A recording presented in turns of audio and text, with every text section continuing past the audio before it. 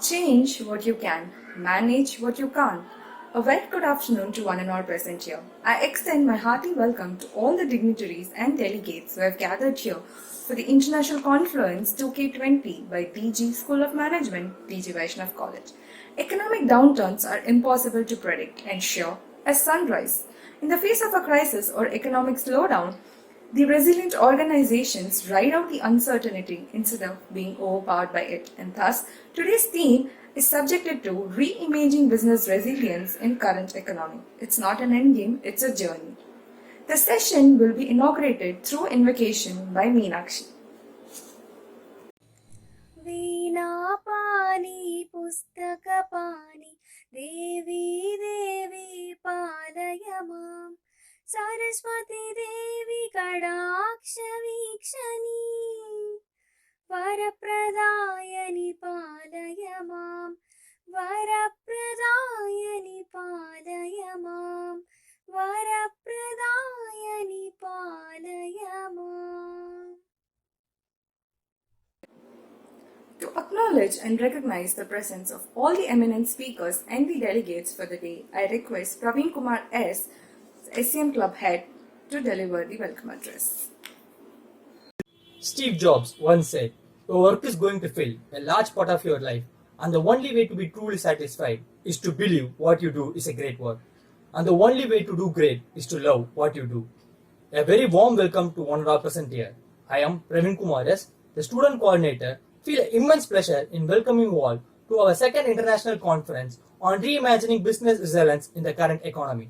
On behalf of School of Management, DG Vaishnav College, I proudly welcome our chief guest, Dr. Maniam Kalangyan, Associate Professor, HRM Department, Nottingham University Business School, Malaysia, Dr. K. Maran, Professor and Director of Sri Sairam Institute of Management Studies, Dr. Sunita, Professor and Head of Department of Business Management and Industrial Administration, University of Delhi, and Dr. Sabari Rajan GB, Associate Professor, GRB School of Management, Coimbatore, for this conference. Dear distinguished guests, your being here is indeed a source of inspiration for all of us. Thank you for your valuable time with us. We are indeed glad that you have made our day a memorable one. I bid a hearty welcome to Dr. Ganeshan, our principal, who has been a strong pillar of support for us. Our most honorable secretary, the lifeblood of our school, Sri Ashok Kumar Mundraji, I welcome you with my humble words to this most prestigious occasion. I feel privileged to welcome our conference chair, Dr. Amaleshwari, Director, School of Management, who is the source of encouragement and inspiration for all of us. I also feel immense pleasure in welcoming our Confluence team, who have constantly rendered their guidance and support for making this occasion a resounding success. Last but not least, I feel proud in welcoming our beloved participants and our students for this international conference. I welcome you all once again. Thank you. Thank you, Praveen Kumar. I now call upon Purani, Women Empowerment Cell Head, to read the report of Second International Confluence 2K20. Our School of Management had a great startup of the first national conference proceeding in 2015 with the event Confluence, following the second and the third national level conference during 2016-17 and 2019-20 respectively. Confluence reached a tremendous growth through its lead to the first international conference in 2017-18 with contribution of international authors and researchers. Significant discussions have been made on various areas like emerging trends in service sector, implementation strategies for sustainable innovations, and redefining management through artificial intelligence in these conferences. Well, William Ralph Ing once said, "The aim of education is the knowledge not of facts, but of values." It is on occasions like this we get opportunities to test our knowledge and understanding. The second international conference is ICRBR, held during this year 2020-21. We look forward to get an exposure about what the best of the brains think about a reimagining business resilience in current economy. During the past 5 years journey, we take up the pride working with researchers and authors by extending our patronage towards their valuable contribution. Confluence proved to be a grand platform where several articles have been published in journals like ISBN, ISSN, UGC, Careless, and Scopus, fulfilling the needs of authors. A good event never ends in the world. They take only pause and keep us waiting for the next. We thank academicians, scholars, corporate people, and students who made their substantial contribution to the conference, and also we wish their continued presentation in future. Thank you. Thank you, Purni. I now call upon Janani PS, the Confluence Coordinator, to brief an introduction on the second International Confluence 2K20. Your smile is your logo. Your personality is your business card. How you leave others feeling after an experience with you becomes your trademark, said by Jay Denzi. We welcome you all for the second International Conference on Business Resilience in the Current Economy. This conference has started in the month of November. Its main aim is to give an exposure to the research people as well as to the students so that they can have their research papers to be published, and also to explore the knowledge from the guests who have been invited from international and national level, both from education and corporate sector. From November 2019 till March 15, 2020, we almost received 81 papers and scrutinized to 73 papers. After plagiarism checks, recorrection, and other few things, finally we are publishing 58 papers, out of which 35 papers to UGC and the remaining papers to Scopus. In spite of pandemic situation of COVID, many research scholars were enthusiastic in participating and sending their video for paper presentation. It has also molded our students that almost all the first years have been contributed, out of which 11 papers were out for publication. We congratulate the people whose papers have been selected and gone for publication. I sincerely give my thanks to the conference chair, Dr. U. Amleshwari, head of MBA department, to the principal, Dr. R. Ganeshan, and the secretary, Mr. Ashok Kumar Mundra, and the entire management for giving us this opportunity. I would also like to thank Dr. Maniam Kalyanan, Dr. K. Maran, Dr. Sunita Singh Sengupta, and Dr. Sabri Rajan for joining us in this international conference. Hope this journey continues. Thank you. Thank you, Janani. No matter how you define success, you will need to be resilient, empowered, authentic, and limber to get there. The session will commence by introducing the guest speakers who are here to enlighten us and navigate us in procuring knowledge and to escalate in our growth. I now call upon Rudresh, the conference coordinator, to introduce the first speaker of the day, Dr. Maniam from University of Nottingham, Malaysia. Create followers, they create more leaders. There is one such person amongst us, and I profusely overjoyed to take this opportunity to introduce our guest, Dr. Maniam Kalyanan, Director of Research, Teaching and Learning, Associate Professor, Human Resource Management Department, Nottingham University Business School, University of Nottingham, Malaysia, who has been involved in teaching and corporate training for the last 2.5 decades. His expertise in human resource management, talent management, and leadership. Dr. Maniam has also conducted training programs for both middle-level and senior management teams of corporate and government clients, including private and public organizations in Malaysia as well as overseas. Dr. Maniam has also presented and published his research work extensively in both international conference and reference journals. He is a Malaysian HRDF certified trainer. We welcome you, sir. The session is all yours. Thank you.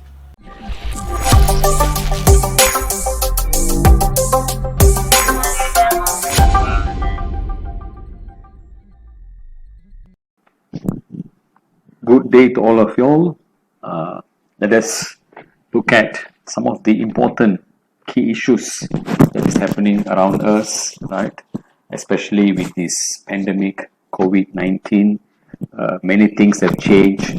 Businesses looking at the ways to sustain business, looking at their future next to 3 to 5 years, how to manage the business, how to sustain their productivity, how to keep their people going, many more things.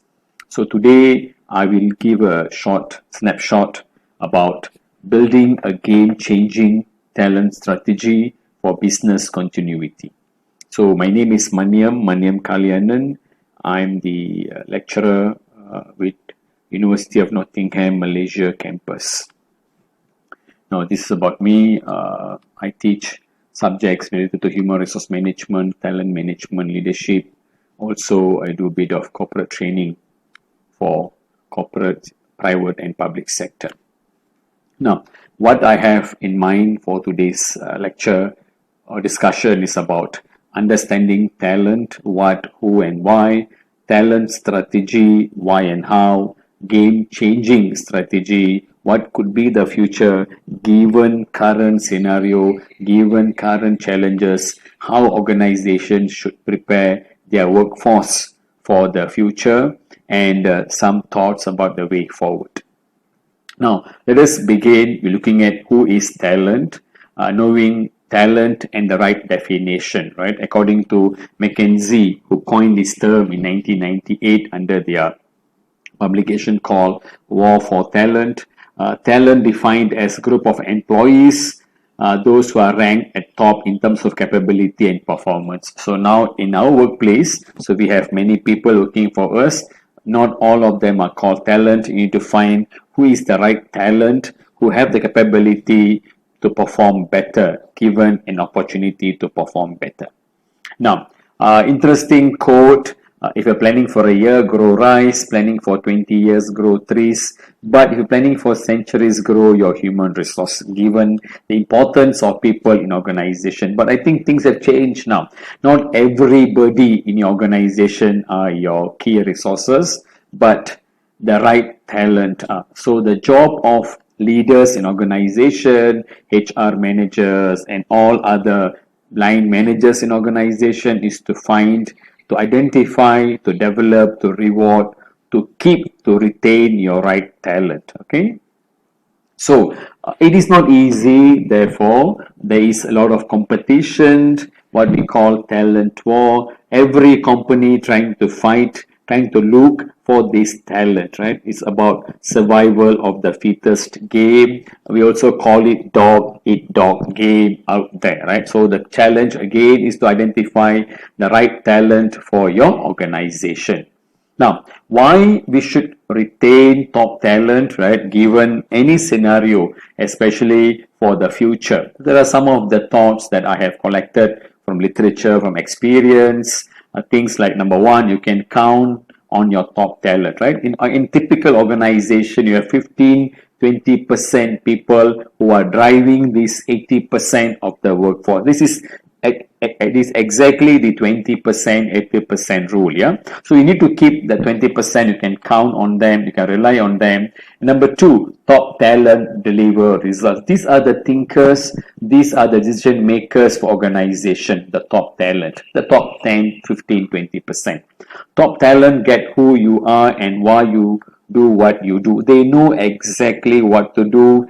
No need to tell them what to do. Just empower them, just engage them. They know what to do. Number four, top talent are high performers. They can do more than job of one or two people. So it's actually cost effective of keeping good performers rather than keeping mediocres in your organization.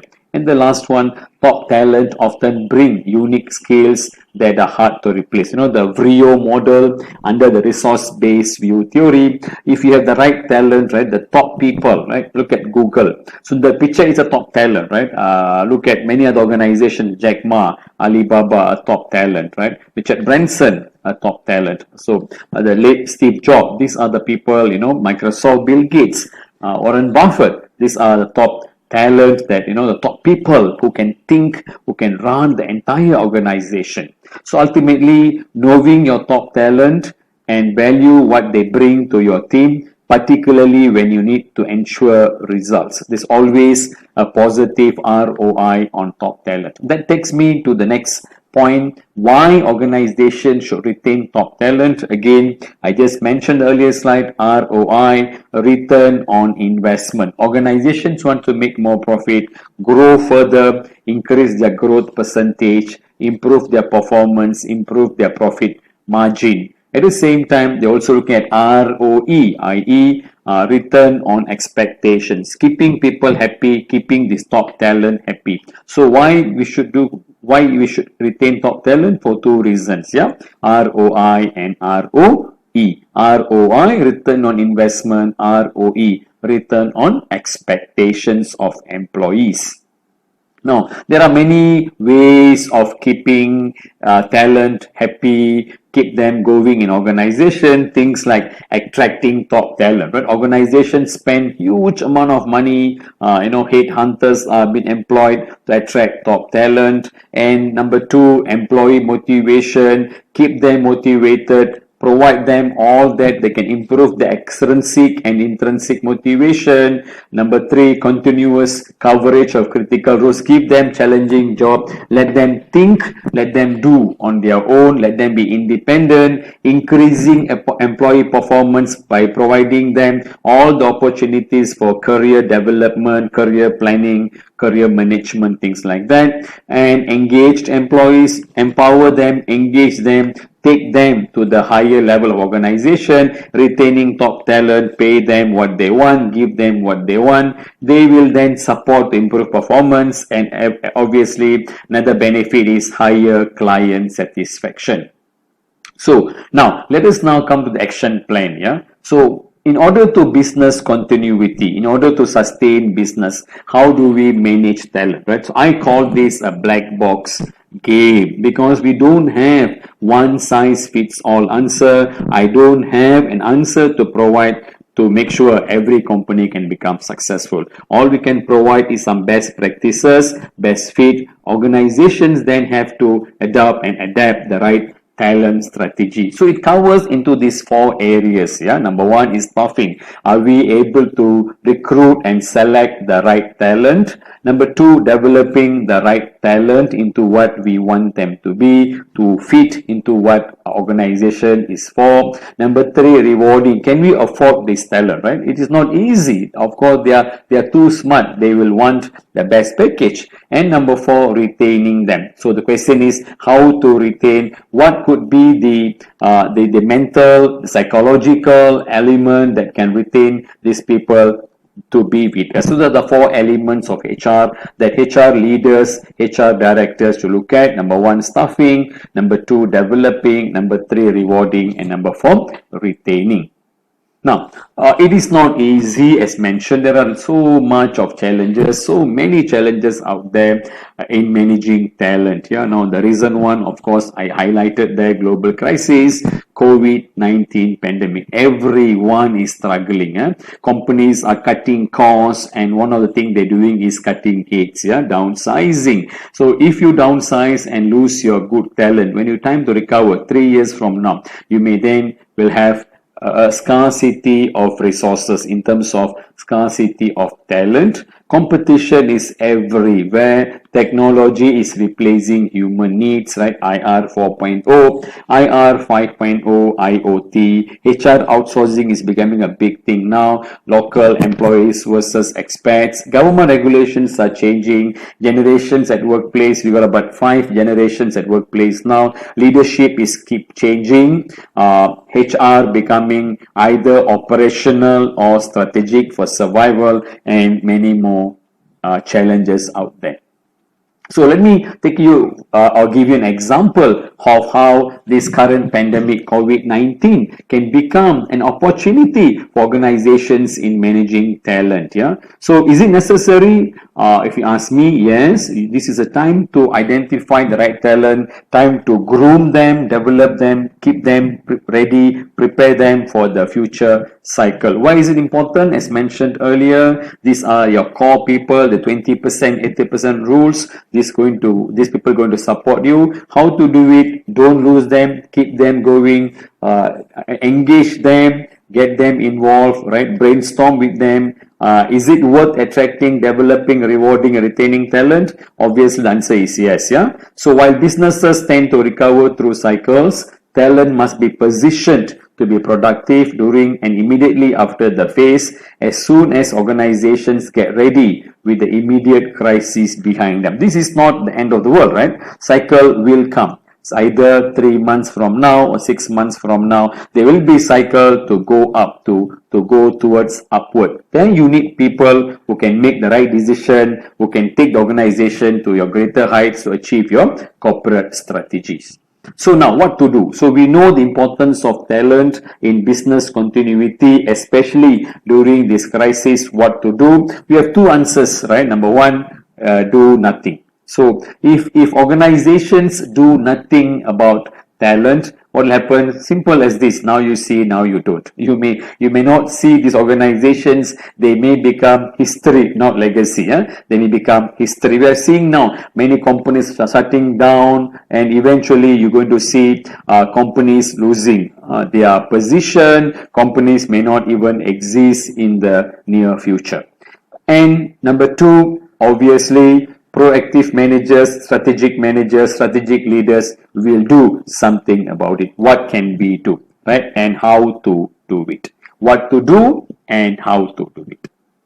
So we call this game-changing organization. Organizations that are unique in the way they manage their talent. So the 3 points given in the literature, right? Number one, purpose-driven organization, performance-oriented organizations, and principles-led organizations. All these three putting employee as your number one choice, employee as your critical asset. Other than employee, talent as your critical asset.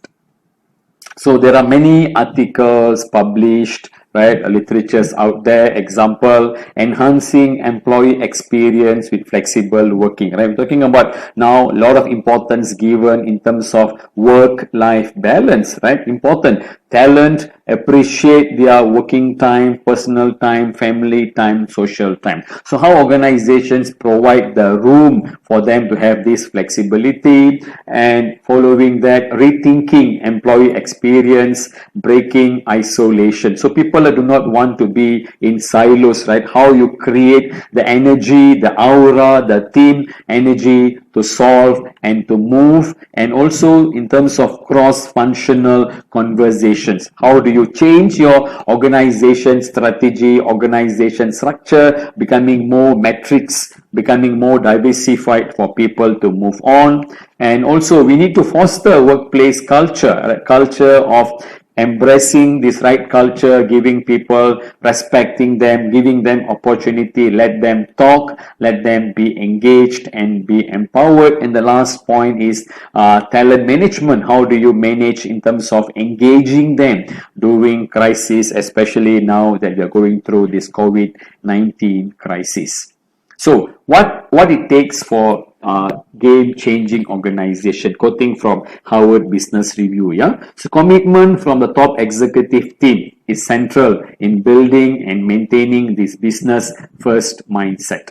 So i.e. leaders are not only good in articulating the vital important talent management, but also heavily engaged in their company's actual practices. Meaning to say, leaders must be action oriented, come down, pick your talent, and being accountable for spotting, developing, and retaining the next generation of leaders to replace you, your successors.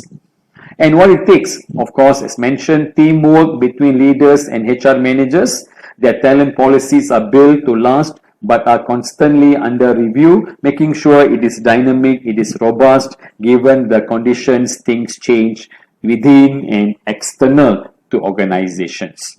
So what it takes, again, connection. We call this employee value proposition, EVP. Giving every talent an EVP. Let them see how important he is or she is to the organization. This is done on promises made are promises kept. Give them the promise, reward them, keep them going, be transparent, and also do not practice any discrimination. You must make sure they trust you based on what we call meritocracy.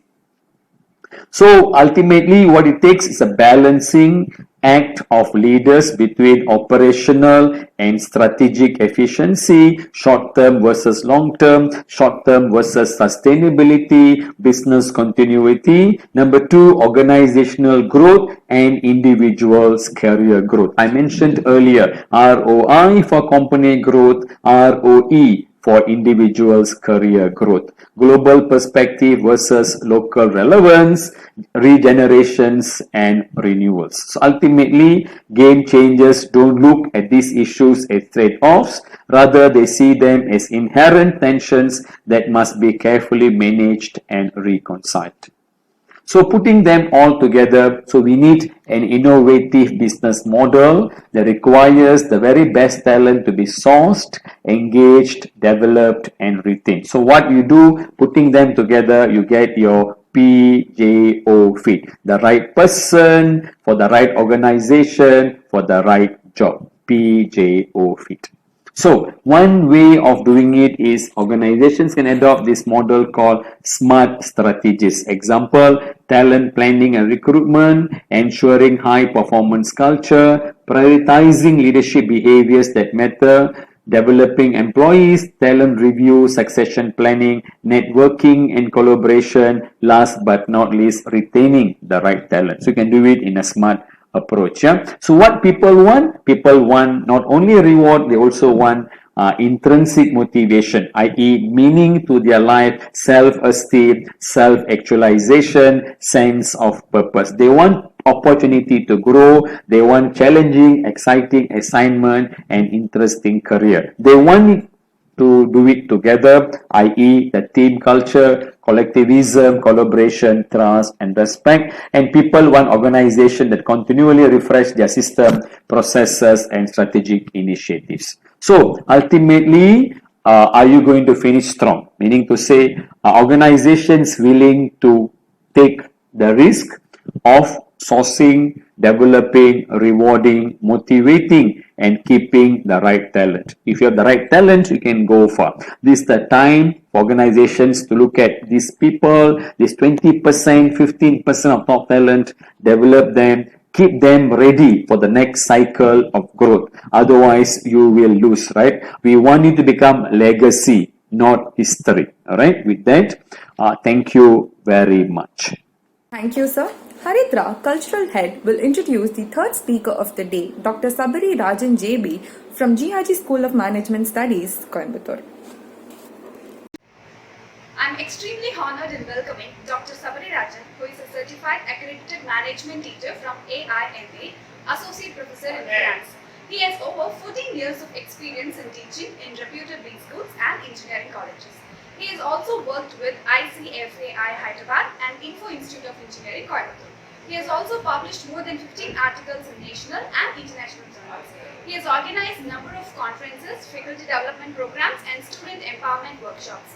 We are eager to hear you, sir. The session is all yours.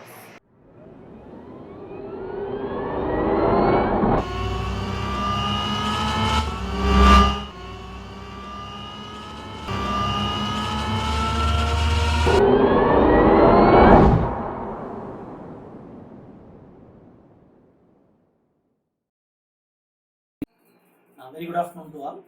It's my pleasure to take part in this second international conference organized by DG Vaishnav School of Management as a part of DG Vaishnav College, Chennai. The conference coined the theme Reimagining Business Resilience in Current Economy. My heartiest congratulations, first of all, to Dr. Amaleshwari, Director, School of Management, Dr. K.R. Kolammal, Assistant Professor, School of Management, to organize this conference, especially on this theme, through online. Knowingly or unknowingly, the present global pandemic made a lot of changes in the traditional system and approaches in all the aspects. It is not that confining that either an industry or a service sector made some kind of an effect or some kind of an impact because of this pandemic COVID-19.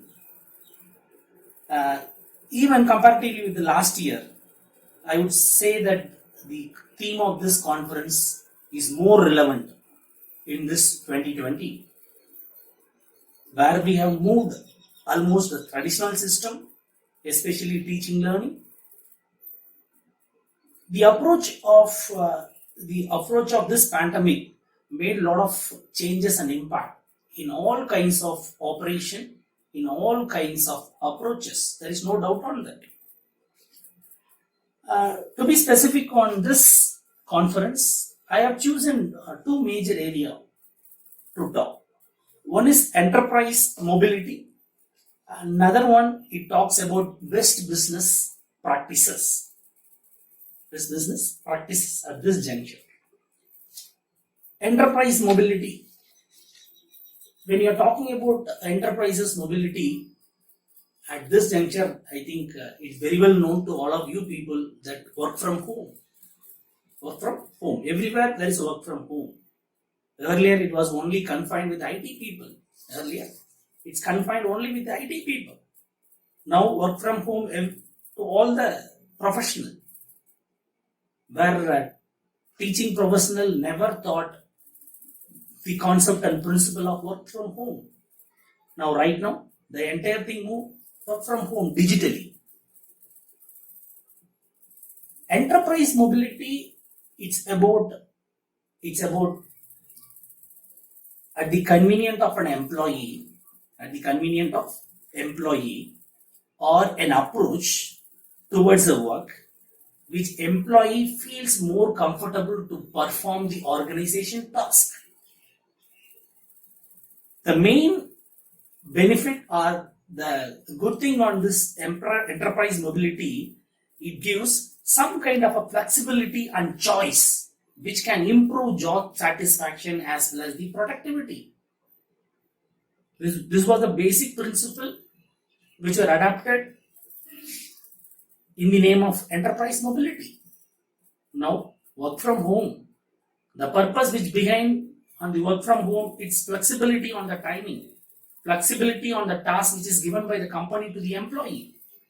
Again, when we are talking about enterprise mobility, nowadays entirely customer perspective. Mobility in terms of the approach or the connect between the business and the customer. An employee, how far you can able to connect your customer with your business through the task which is given by the employer. Therefore, it is an inevitable thing. Therefore, it's an inevitable thing at this juncture, that is enterprise mobility. Don't focus your business only for the purpose and the sake of profitability. Those days are really gone. Where we are talking about the objective of business like profit maximization and wealth maximization. Over a period of time, wealth maximization played a prominent at the same time dominant role, I could say. Now, wealth maximization, it's all talks about various aspects of business toward the customer perspective as well as customer approach. Now, enterprise mobility, similar to that. Due to the competition and cutthroat competition which is prevailing in most of the industry, a business which is not able to perform well is going to be absolute in the subsequent days or in the near future. Therefore, your focus, especially in mobility of your enterprises, more focus which is related to customer centric rather than the profit centric or rather than whatever it is. When you are talking about sustainability alone will talk. You alone talk about your business for the forthcoming generation. It's not that how much gross of profit you have earned in the past financial years. It purely talks about what kind of a method you adapted for the sustainability. Again, sustainability, it won't come overnight. Sustainability, again, it's a continuous process. How far you are connected with your stakeholder, not necessarily customer, stakeholder, everyone, your government or your supplier, your creditor, even your banker, your tax-paying authority, whoever it is. How far you made a connect with those people. That's what talks about the enterprises mobility. Again, enterprises mobility, when any business not in the position of adapting the mobility, sorry to say that business has to be an absolute in over a period of time. When we are talking about this pandemic situation, especially this 2020, it affected the entire global scenario in all the aspects. Where we are talking about the economic development, where we are talking about improvement in GDP, where we are in the control and process of regulating our inflation.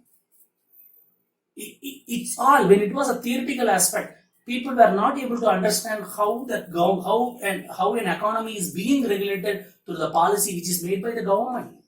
Now it's well known fact. through this pandemic COVID-19, entire system got collapsed, where we are talking about millions and millions of jobs at stake now.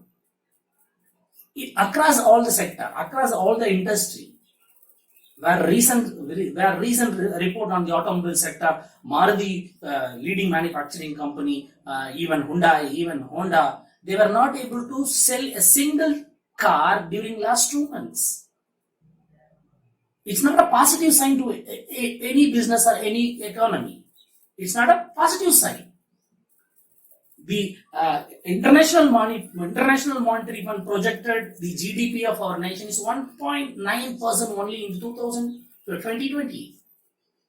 1.9. Just imagine. I don't know how the economy going to get revolved and how the economy going to revamp with all the positive signs and things which is going to be in the near future. It all talks about enterprises mobility. I would conclude this enterprise mobility by saying it all depends on how you people are taking as a businessman, as an individual. Again, to be more specific, I am emphasizing the system of education. Most of the students nowadays, they are more comfortable on the learning system through online. Most of the students they are facing more comfortable. I am sure that to the maximum possible extent, the system of education also will get affected through this change. Mobility, enterprise mobility, it is not specific only to the business. Even a mobility which is required to the education sector also. When the students feel and find more comfortable on the system of education through online, certainly the student will prefer only an online education. It's mere threat to the system of traditional education. I'm sure, and even you people really agree the threats what we are going to face to the education system because of the introduction of online education. It all depends on how far you can able to adapt and how far you can able to adjust the system of change.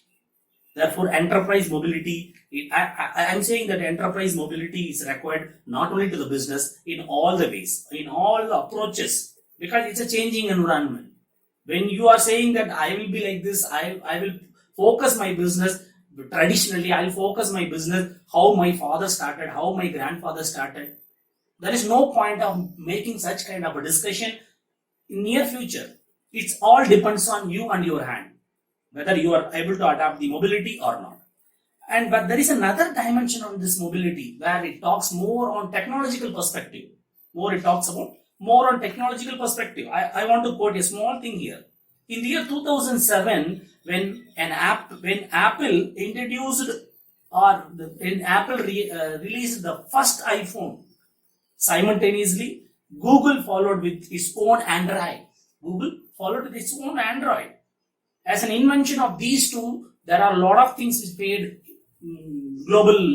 There are a lot of changes made in the global business. There are a lot of changes made in the global business also, and gradually there are app store and a lot of these and that came to the market, where technologically there are a lot of changes happen.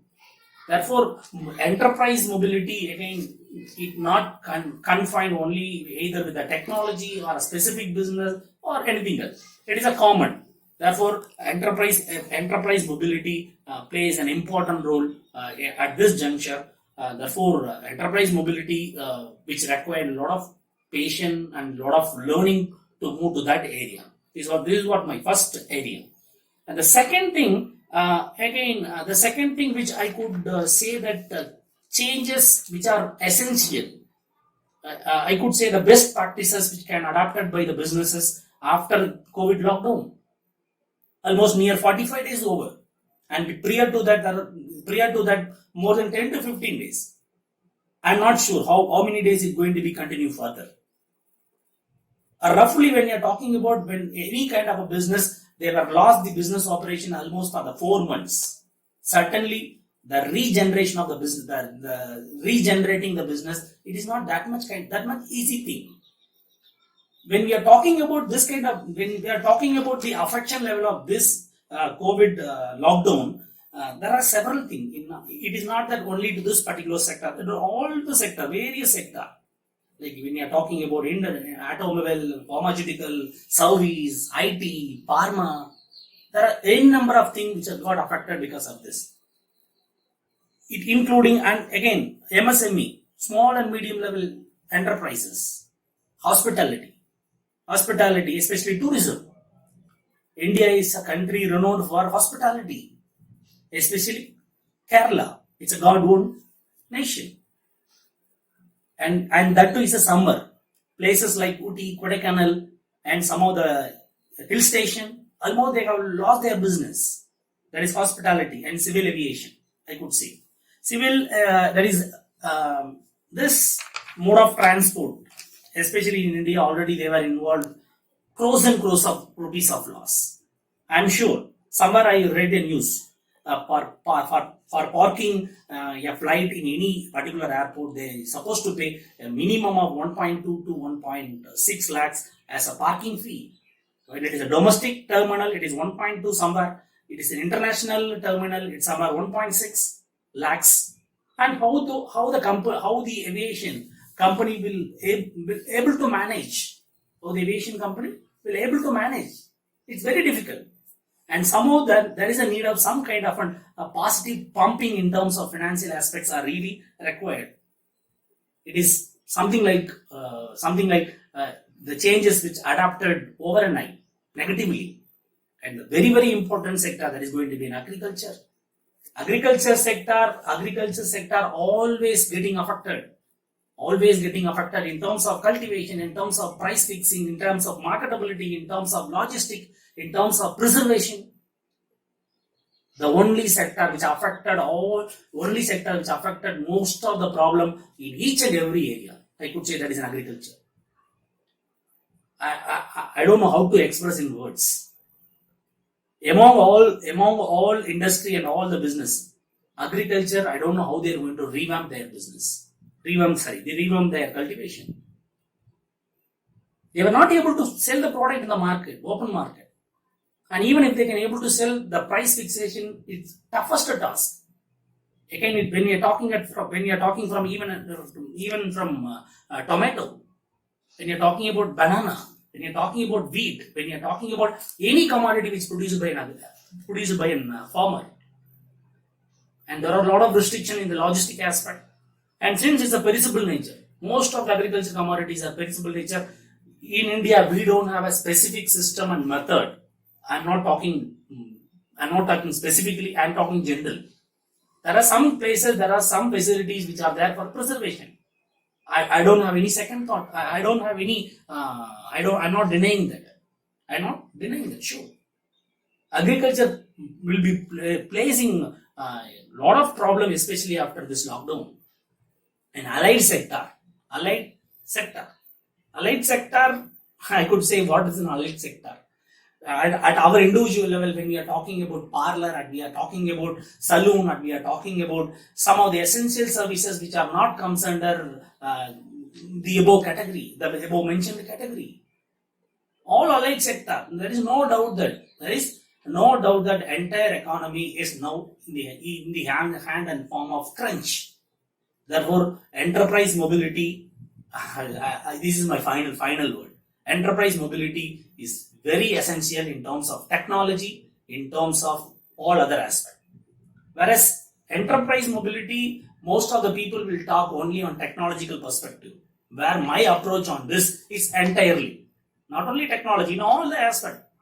It's all in the hands of the business people, not in the hands of the public.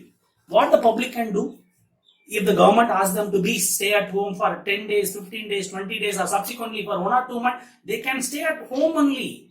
Nothing cannot do, nothing from their side. It's all in the hands of the government. It's all in the hands of the people who are all in the position of decision-taking authority.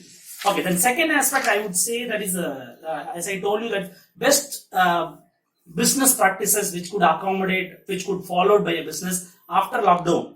That's the first one, is build your company's own digital platform. There is no choice.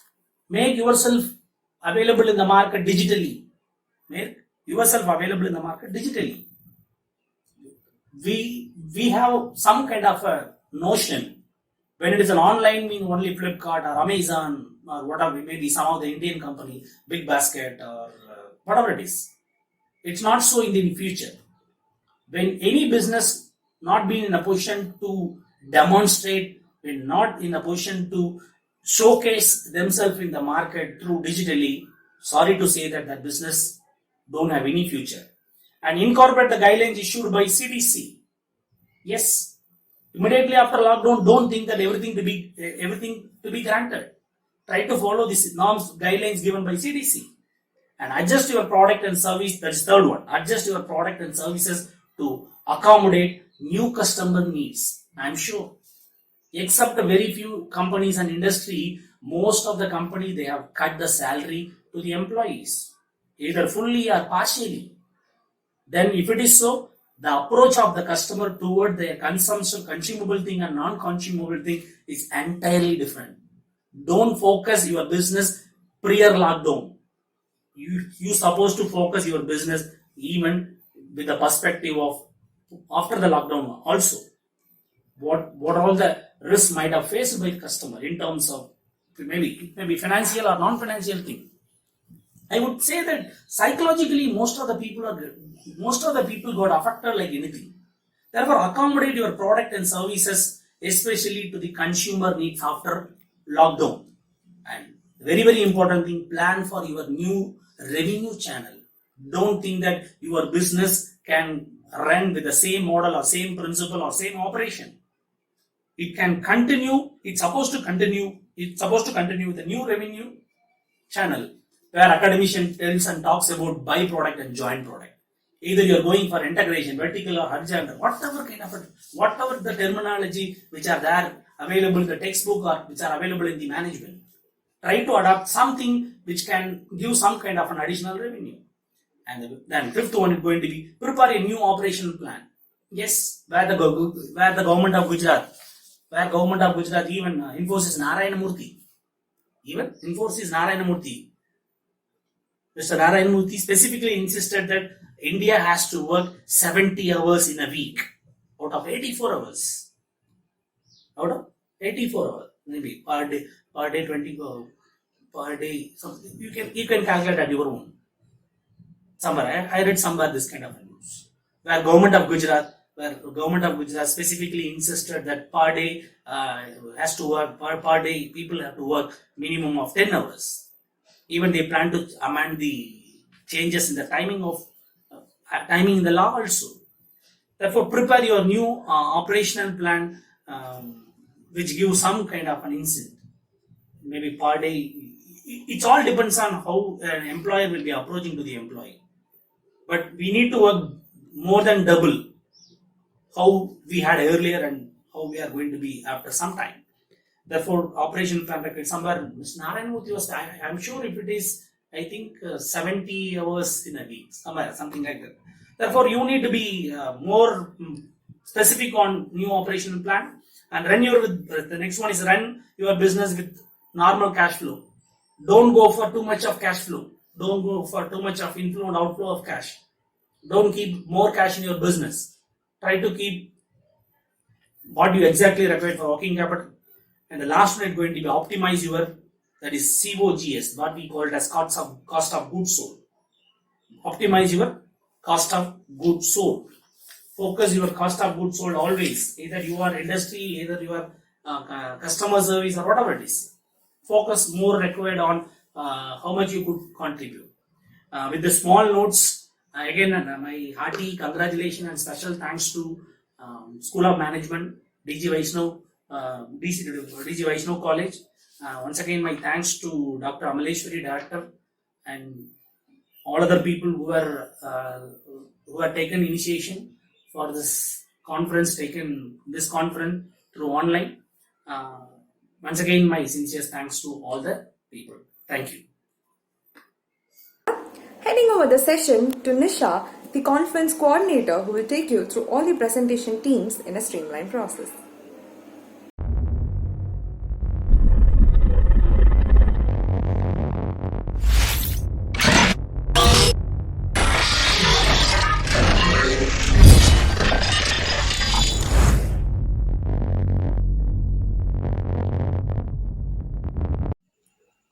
invite Sanjana to present on the topic a study on the customer behavior of Ola cab services in Chennai.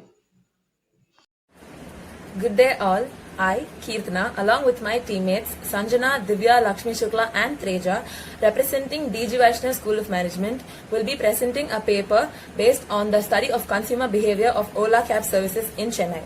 A brief introduction about our paper is that you're going to see an abstract, objective, about the paper, the research methodologies that we used in it, findings, and in the end, the conclusion. My name is Treja and I'm going to talk about the abstract and the objectives of our project, which is a study on the consumers' behavior of Ola cab services in Chennai. On-demand cab services came to Indian market in the year 2004 by Meru Cabs and became popular in metropolitan cities like Chennai, Coimbatore, Madurai, etc. To focus on the impact on Ola services, the data was collected from the residents of Chennai with help of the questionnaire. The study deals with common mindset of utilizing call taxi services, comfortness, ease of access, tariff system, safety, convenience, and overall satisfaction towards the service quality.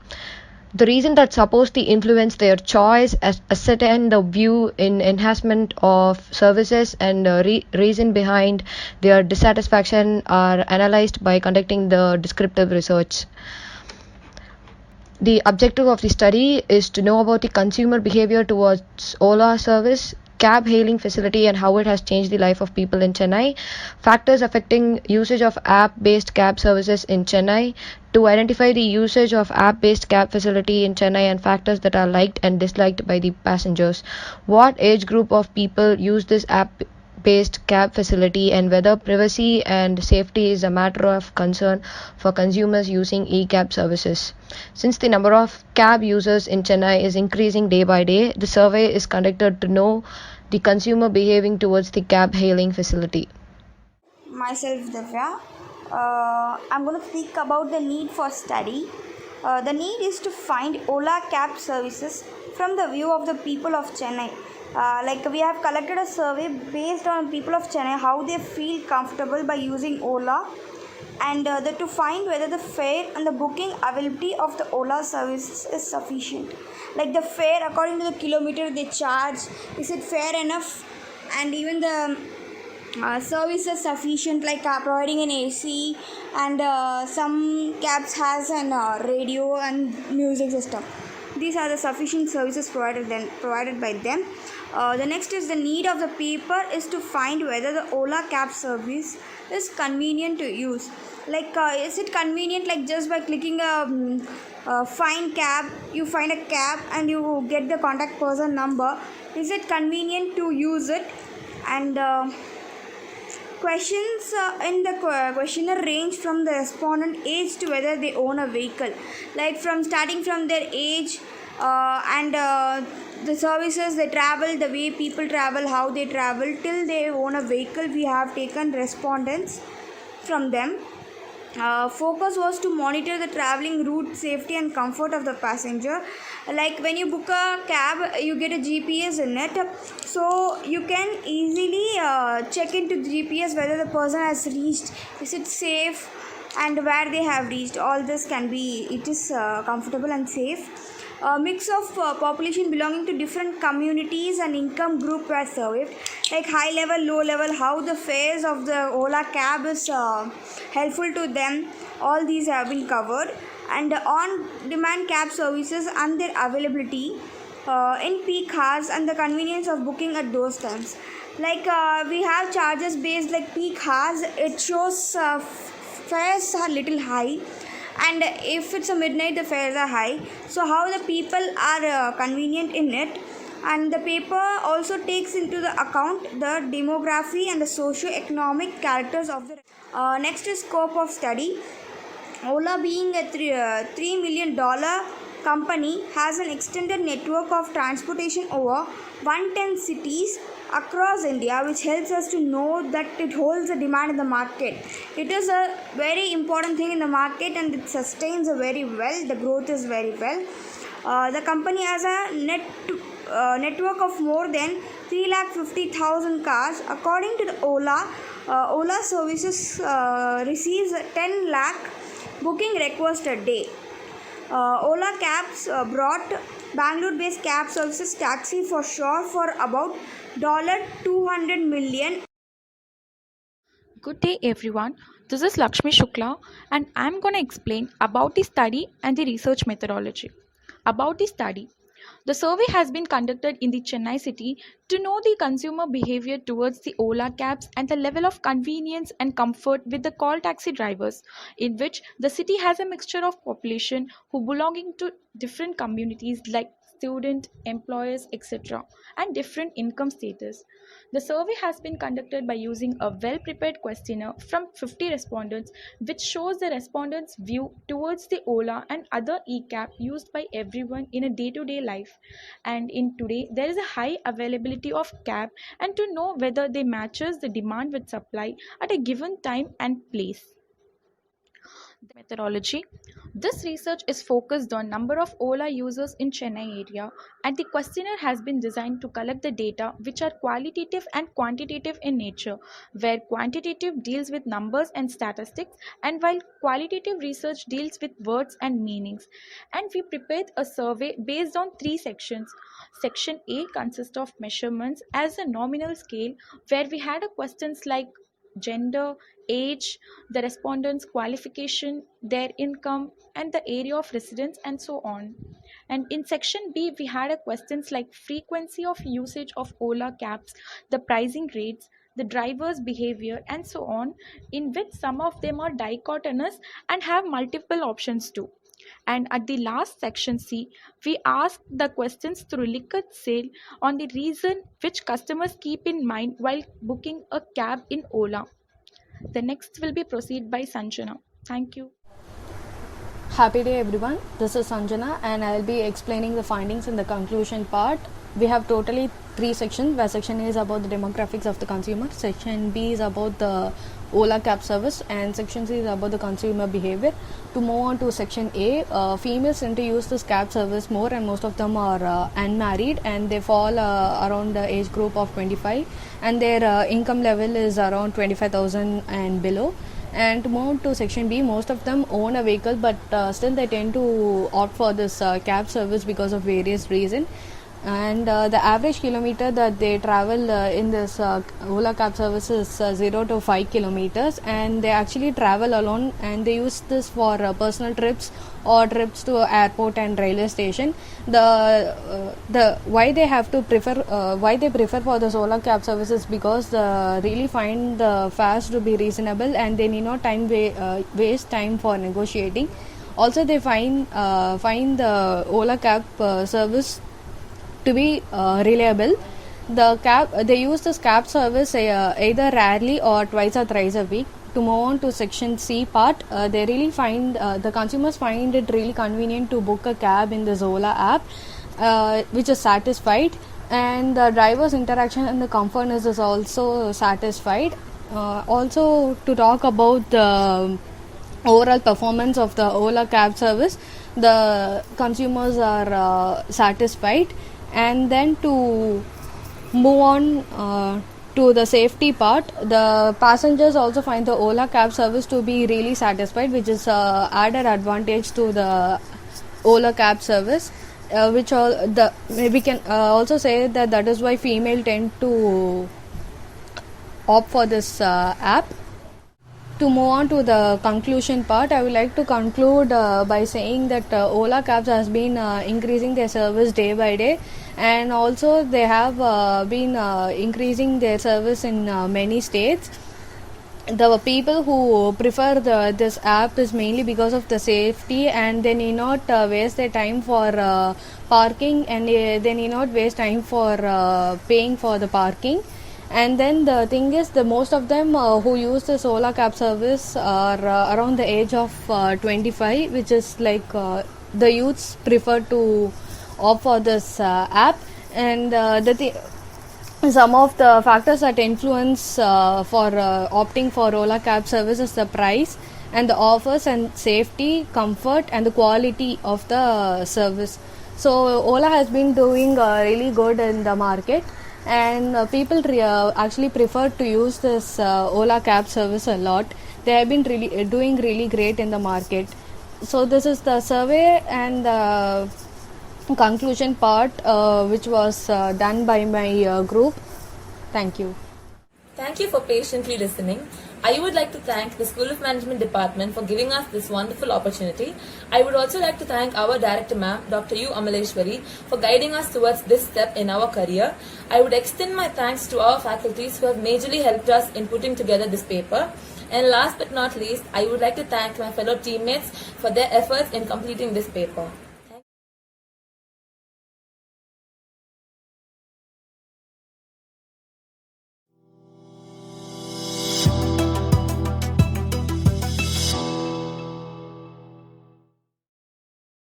Thank you, Sanjana. Now, I would like to call upon Anand Krishna to present on the topic A Depth Study on Inventory Management. Okay, my name is Anand. So the presentation is done with the help of my teammates. Their names are Kuralinian, Rajeshwaran, Aminandan, Ajit Prasad, and finally myself. Okay, so our topic is about inventory management. So I'm going to explain about what is inventory management, then objectives of inventory management, natures of inventories, then inventory and quality management, then finally inventory causes. So let's begin.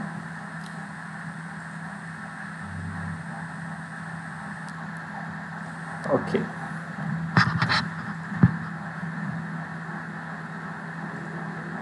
So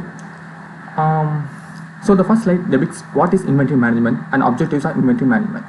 So what is inventory management?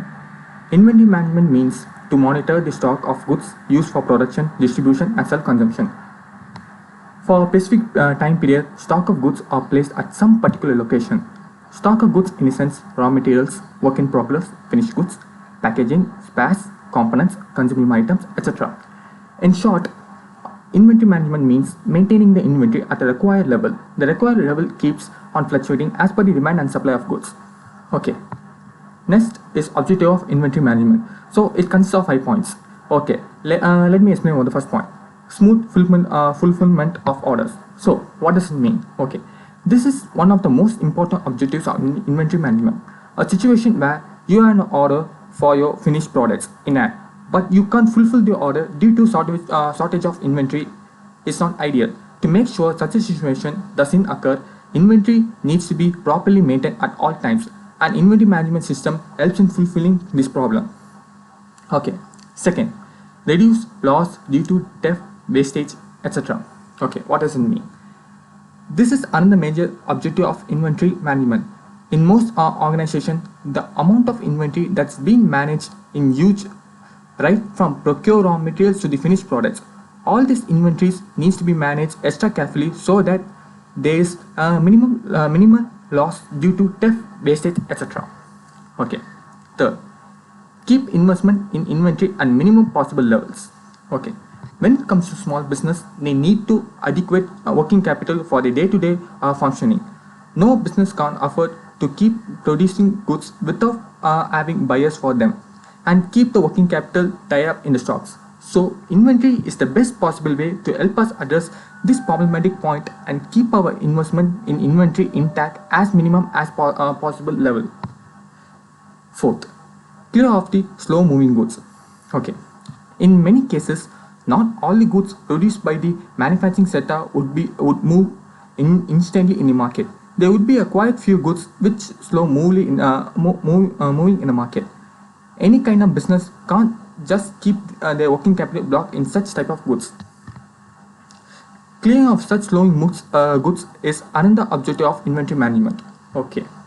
And the fifth point, analyze product sales patterns.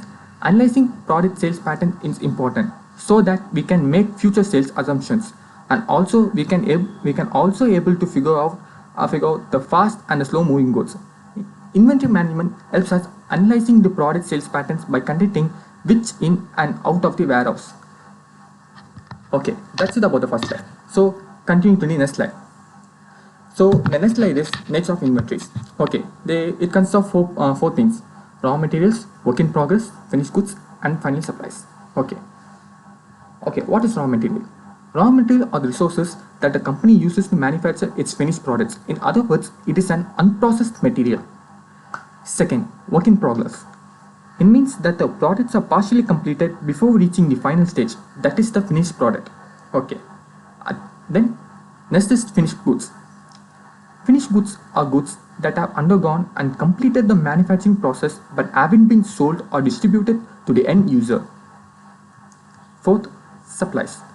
It is known as a consumable items which commonly have a shorter lifespan in usage than equipment and machines and which are stocked for daily use. And that's it about the second slide. Then the fourth slide. Inventory and quality management. Okay. Inventory management and quality management are not same. They are different actually. As we saw in the first slide, inventory management means to monitor the stock of goods used for production and distribution and self-consumption. But quality management is different. Quality management is the act of overseeing different activities and tasks within an organization to ensure that the products and services offer up to standards, as well as that means used to achieve them are compatible. So moving on to the next slide. Inventory cost. Inventory cost consists of three things: carrying cost, shortage cost, and ordering cost. Okay.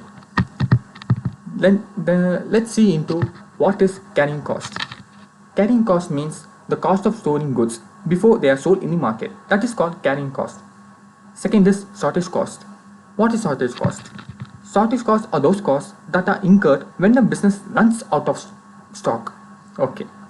Then third is ordering cost.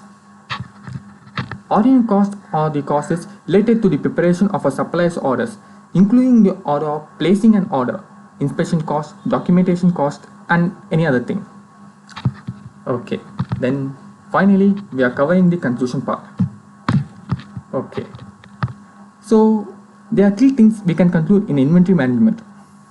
First thing is, inventory management helps in keeping track of the records of goods that are ready for shipment.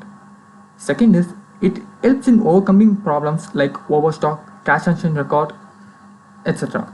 Okay. Third is, it is a constant requirement of doing business successfully. And last, okay.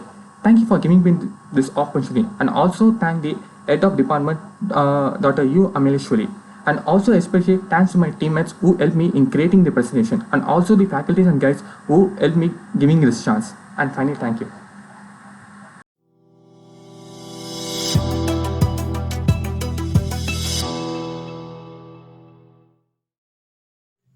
Thank you, Anand. Now we have Sweta to speak about branding in marketing. Good day all. Myself Shweta and my teammates Gautam, Balaji, Priyadashniyam and Logita are the students of School of Management DG Vaishnav. Welcome you all for CONFLUENCE2K20, Reimagining the Business Resilience in Current Economy. We are here to present a paper on the topic Branding in Marketing. Here we go. Branding in marketing. Branding is a symbol for recognition. Branding plays a key role in marketing for attracting and retaining the loyal customer. It is usually a process of creating a unique logo, name, or image of a particular product, which always aims to have a differentiated presence in the market. In ancient times, brands were used to represent and identify one's own product. It was mostly used by the pottery makers who have particular type of engravings in the pots, which they make to differentiate it from others, especially between the countries.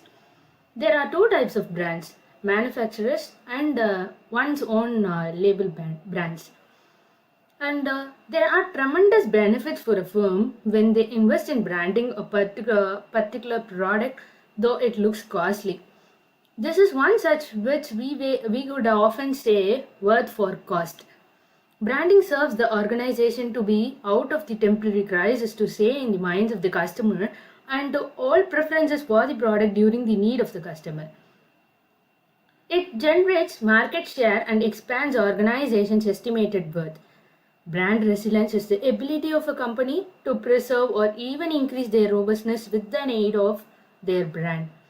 This retains the customer, stabilize the sales, creating entry barriers, and which obviously boosts the customer willingness to pay even for premium prices. The next is the branding objectives. And the main objectives of branding is to have a good customer trust, strength, and loyalty. Actually, the main objective of our report is to showcase the importance of branding in the marketing of a product.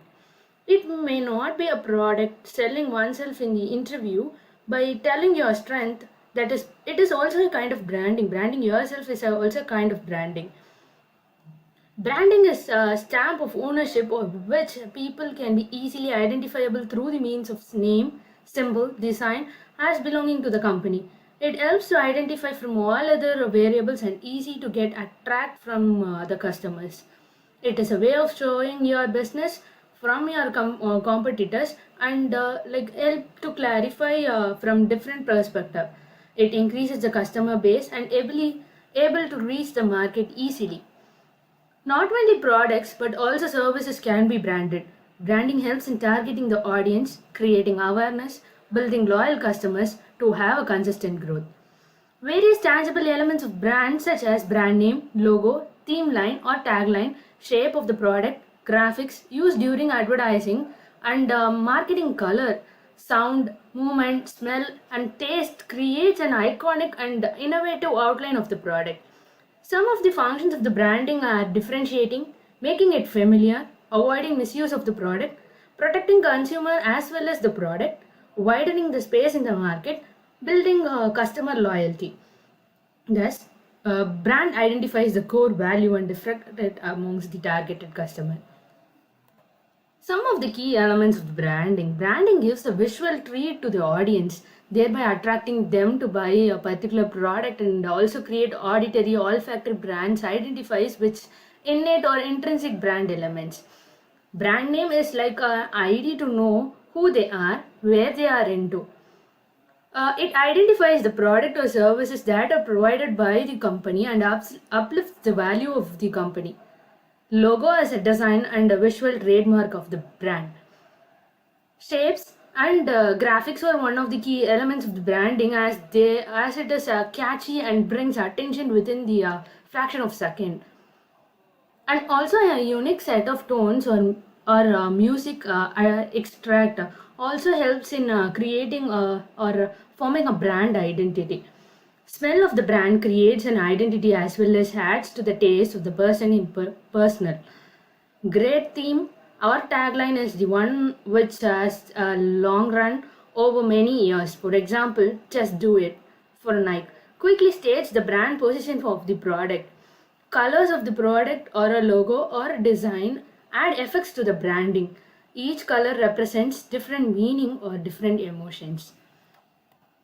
And the next thing is the branding needs and the importance. One of the important assets to your business is developing a strong corporate brand. Your brand portrays your core offerings, ethos, and promises directly to your customer base. The first thing is it sets you apart from the competition. Nowadays, technology allows customers to easily compare their products with other options. Companies compete with more than other businesses, so they have to exponentially increase the amount of their noise just to get the attention of the customer. A good brand has a clear purpose and will help you offer your style in a similar way to your competitions. But clients and customer will choose you because of your brand, your whole package or a vibe you create. The next thing is that we have to create a trust. A good brand attracts customer and it creates a trust among them. Being properly branded give impression of being industry experts and make public feel as they can trust your company, products and services it offers. The next thing is the building loyalty. When you create an emotional connection with the customer, they are more likely to stick with you. Example, it is easy to say no to a quick phone call or an email than it is to say no to a person face to face. Likewise, when you create a brand, you create humanistic connection that makes it harder to leave. A good branding will create customer loyalty. Loyal customer will have a tendency to continuously purchase your brand products over others and support you in your good and bad times. And the next thing is product differentiation. Different products have different identities. Branding helps in differentiating the products from the rest and the position it in the way the company wants. This can be achieved by developing a unique outlook by working on brand identity, brand message, and brand tone. And the next thing is that market value. The brand has its own value as a separate asset known as brand equity. It is the increase in the value of a product just because brand name is associated with it. Also, a brand can be sold as a separate asset too. And some of the other needs and the importance or established branding will make it easier to introduce a new products or services, and it also supports advertisings and give identity to the product. And a strong brand generates referrals. This is what is that is people usually love to tell others about the brand they like, because people wear brands, eat brands, and listen to brands, so they automatically refer their favorite brands to their relatives, friends, and others. The next thing is kinds of branding. Okay, product branding. Product branding is about branding the new product that is being launched in the market.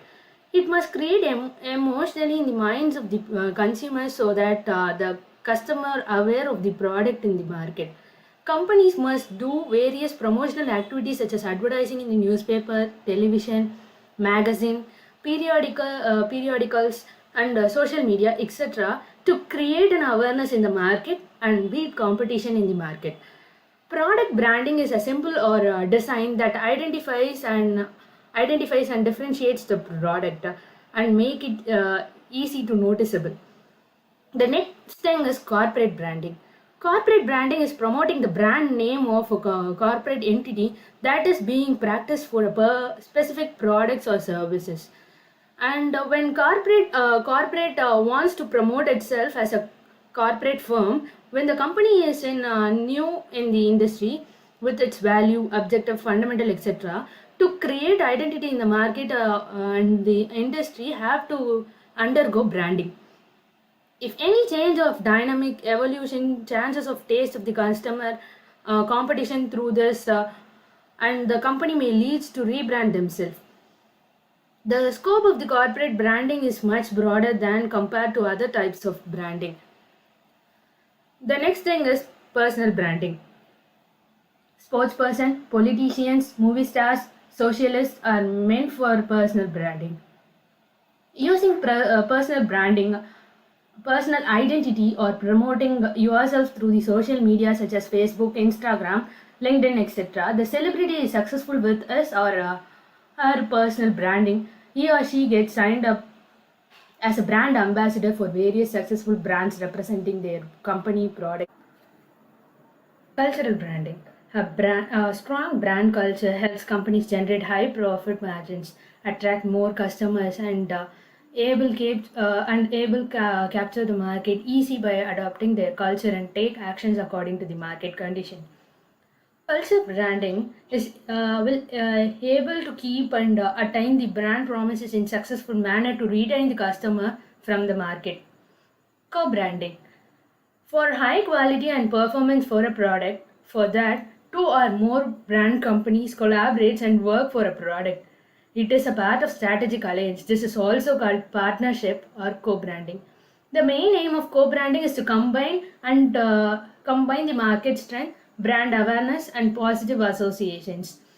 There are four strategies of co-branding, and these strategies, what are those strategies are market penetration, global brand strategy, brand reinforcement strategy, brand extension strategy. These four strategies are used when it comes for a co-branding. Okay. Cadbury. And we all know that few years back Cadbury worm controversy was at a high top. Cadbury found itself in the eye of a storm when a new instance of worm in its dairy milk bar were reported in Maharashtra. In less than 2 weeks, the company launched a PR campaign for a trade, and after 3 months later, came an ad campaign featuring Big B and revamped polyflow packing. Marketing and communications experts brought together and say that the Cadbury moved quickly to bear the cost of damage. In October 2003, just a month before Diwali, customers in Mumbai complained about finding worms in Cadbury Dairy Milk chocolate. Quick to respond, the Maharashtra Food and Drug Administration seized the chocolate stocks manufactured at Cadbury Pune plant. In defense, Cadbury issued a statement that the infestation was not possible at the manufacturing stage and the poor storage at the retailer was most likely caused the reported case of worms. But the FDA didn't buy that. FDA commissioner said it was pre-assumed that worms would got into it at the storage level. But then what about the packing? Packaging was not proper or airtight. Either ways it is manufacturing differed with unhygienic condition or improper packing. That was followed by allegations and counter allegations between the Cadbury and FDA. The heat of negative publicity melted Cadbury sales by 30%, and at a time when it sees a festive spike of 15%. For the first time, Cadbury's advertising went off for a month and a half after Deepavali following the controversy. Consumers seemed to ignore their chocolate carvings. By investing up to 15 crore on imported machines, Cadbury revamped the packaging of dairy milk. The metallic polyflow was costlier by 10 to 15%, but Cadbury didn't hike the pack price. Simultaneously, Cadbury roped in brand ambassador Amitabh Bachchan to do some heavy duty endorsement, putting us personal equity on the line for brand. The company upped ad spends for the Jan to March quarter by over 15%. The recovery began in May 2004, and by June, Cadbury claimed the consumer confidence was back.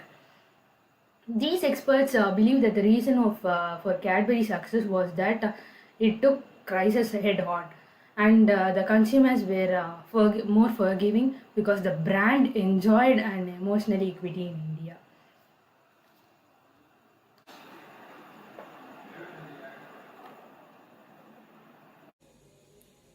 I hereby conclude that branding is a association or feeling that people have with a company, a product, or a service. I thank Dr. U. Amaleshwari, Director of School of Management, DG Vaishnav, and other faculty members for their guidance.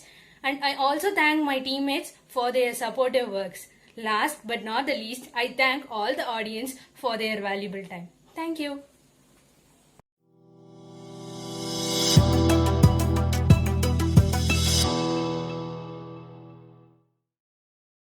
Thank you, Sweta. Next, to present on the topic tourism management, we have Vasant here. Hello, good day everyone. Myself Vasant and my teammates who have worked with me for this project and research are Prem Kumar, Dinesh Kumar, Sushil Kumar and Vigneshwaran. We the students of School of Management, DG Vaishnav College, here to present a paper on the topic tourism management. We will take you through objective of the topic, need of the topic, scope of the topic, and about the topic what we have found out and what we have came to know about the topic, and then we will conclude the topic. Hereby, we will explain about the topic. Let's get started.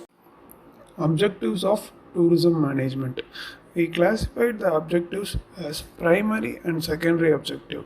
The primary objective is to study and analyze how the tourism sector is well managed in a country such that it helps in growth of a country's GDP by increasing foreign currency earning, as well as create employment opportunity and to develop the sense of pride in traditional culture and identity.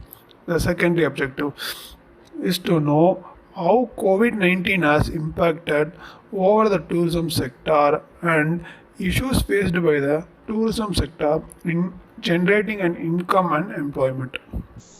The need of the study is to know about how the tourism is developed and how it has an impact over the economy based on the financial status.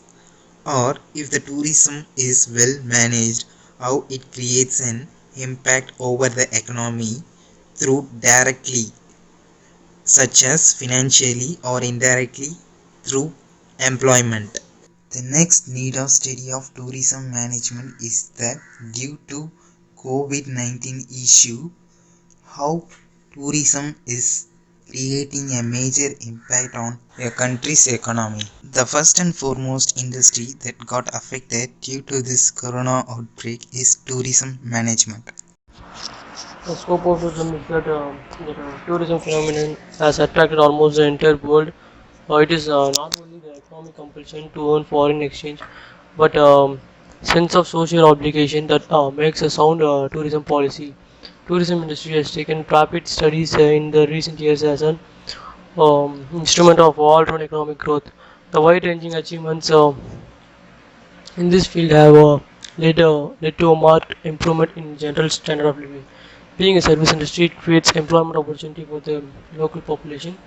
So it's a major source of income and employment for individuals in many places deficient in natural resources, which cannot readily contribute to the economic prosperity of the local people except through the medium of tourism.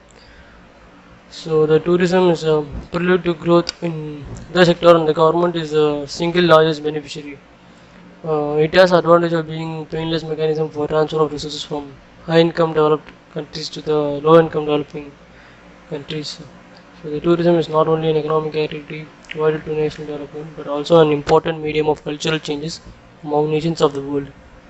It can play an important role as a mean of social education and social mobilization in the country itself, as a compelling factor force for forecasting better understanding among nations of the world, for developing closer cultural and business relations, and as a significant factor contributing to the world peace.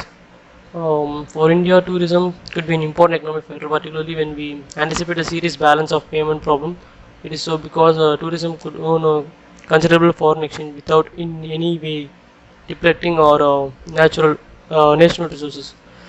So the tourism, in fact, is an important human activity with great scope. The complex nature of tourism phenomenon implies that various academic disciplines are involved in its study.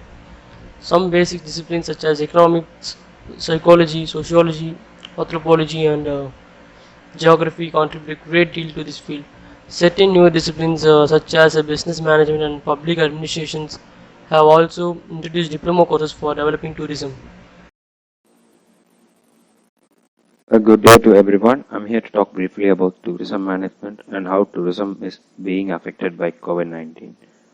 The commodities involved in tourism are accommodation, transportation, entertainment, and attractions.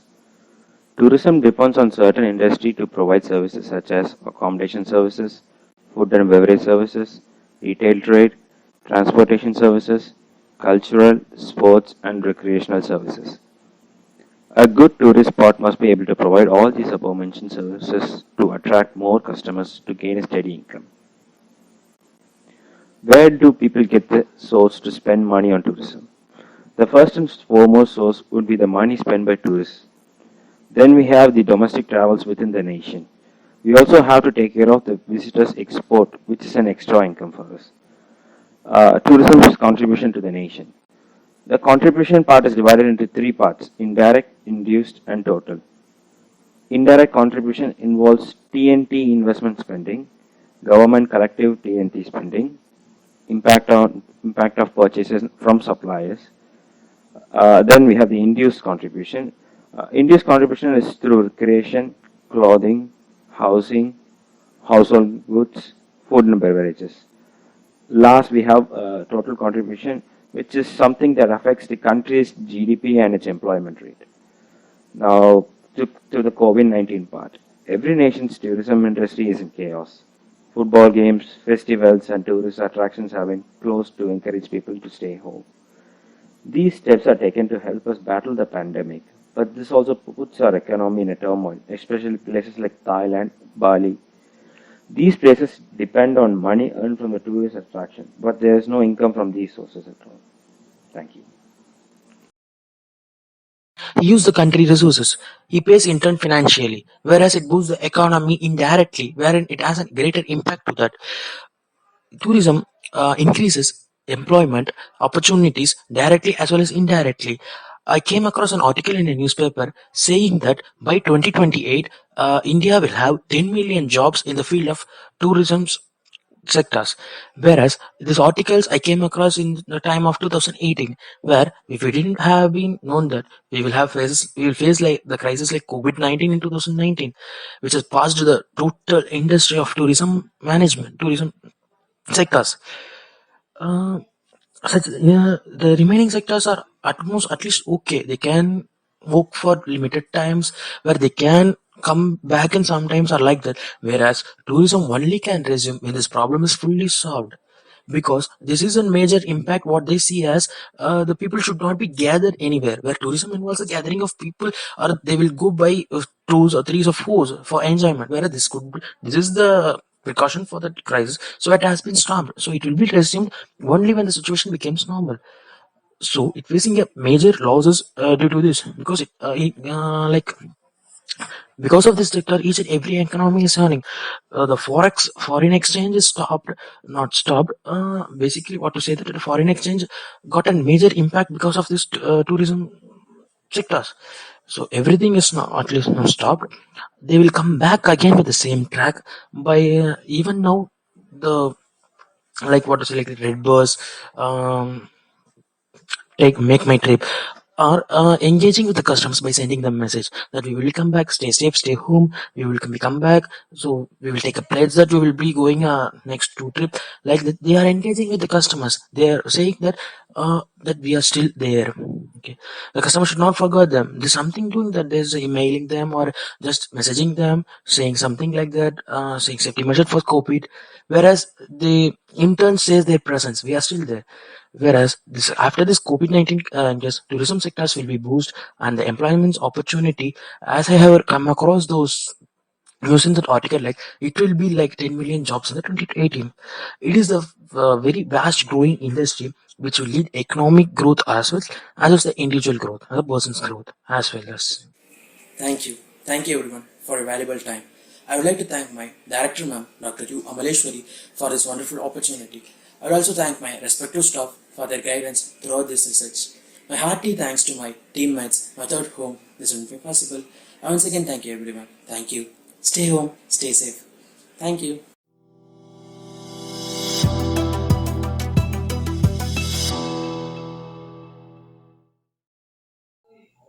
Thank you, Vasant.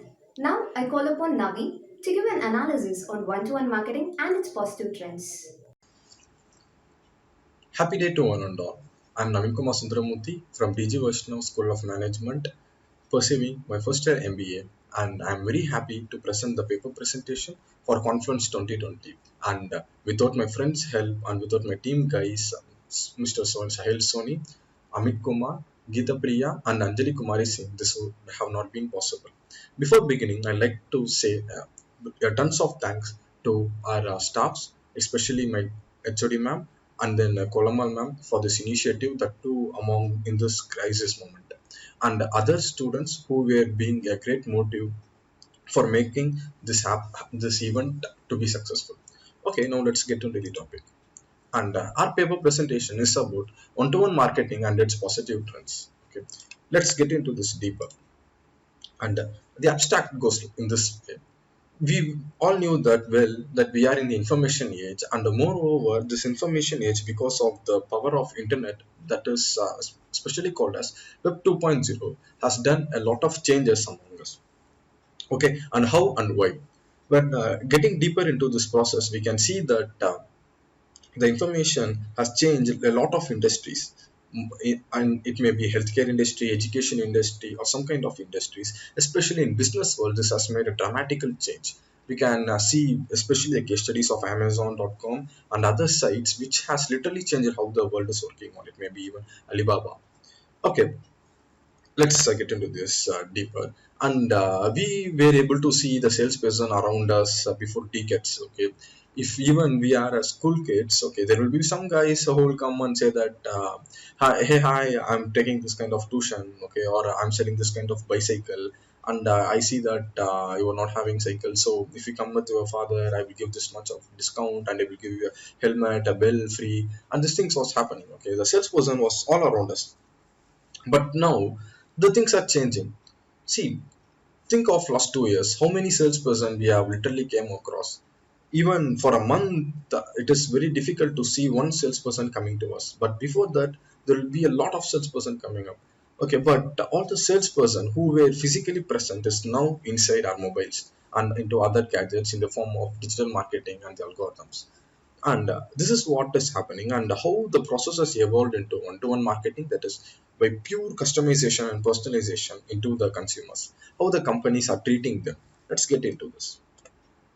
And objective, the main objective of this particular paper is to say how the digital marketing is driving the business with the data and the money value. Okay, so let's get into this. I like to start with this quotes by David Ogilvy. Tell the truth, but make the truth fascinating. You know, you can't bore people into buying your product. You can only interest them into buying it. If one understands this quotes well, and that means they are into the crux of the digital marketing. See, if I'm not liking a cycle, okay, a particular brand of cycle or a particular brand of design, if however the person is coming and saying me, I mean, come get this cycle, okay, even your friend has, no, I won't be get I won't be available to get the cycle, okay, because I may have interest in some other cycles, and my memory share and my mind share, what people used to call as brand equity, is not with that particular brand. Okay, I may love some other brand because of some other reasons. And in the digital marketing space, if I'm interested in a kind of bicycle, for example, let's take Hercules. If I'm searching for Hercules bicycle, okay, and in my other social medias also that pops up. You have seen this social in this brand, and you have seen this model bicycle, and we are giving you this offer, and this gets a good memory share from me. Okay, and the brand directly hits into my mind when again I think of the bicycles. And this is not only limited to all the only to the multi-millionaire companies or to the large scale companies, even to the niche market also this is working. This digital marketing, I can choose the target audience with the less cost which I'm having for my marketing budget, and I can choose the right person and I can get the memory share. Okay, good to go. And now let's get into the need for the study.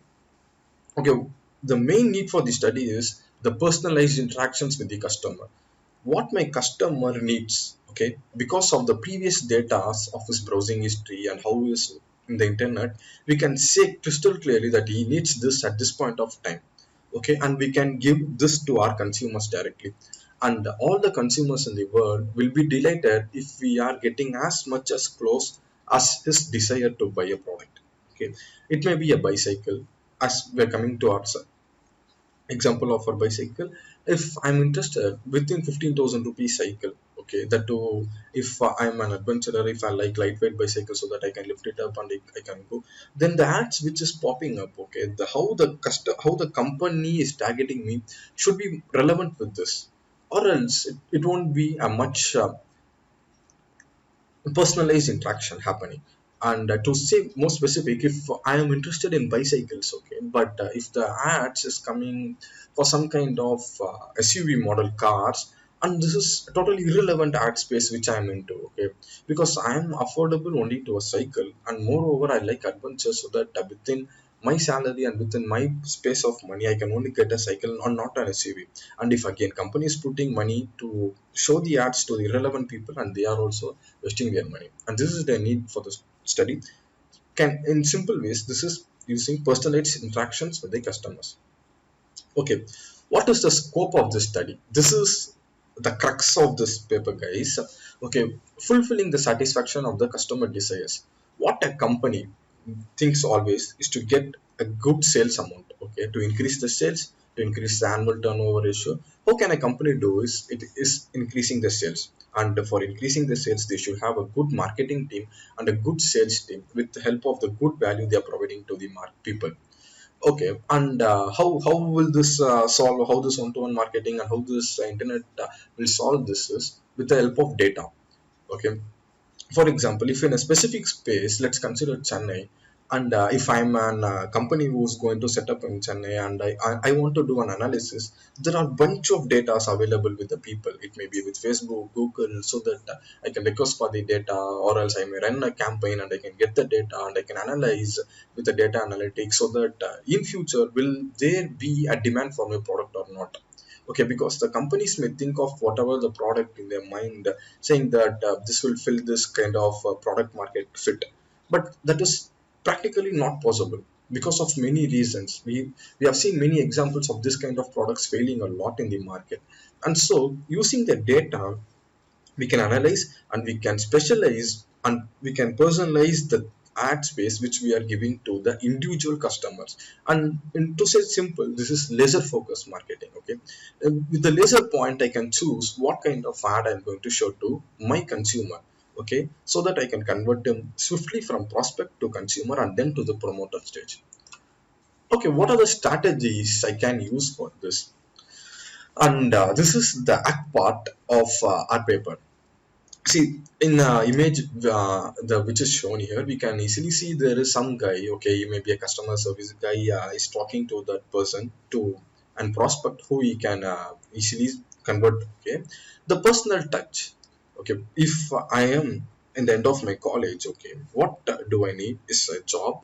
Okay, and if I'm completing my job, okay, and if I'm getting into a good job after some 2 to 3 years, my next steps goes with the marriage and some kind of loan is needed for me. Okay, and most probably the loan kind of advertisements, okay, can be popped up into the social media site, so that the persons can make use of it, or some kind of upgradations in the automobiles, or some kind of upgradations in the real estate may happen.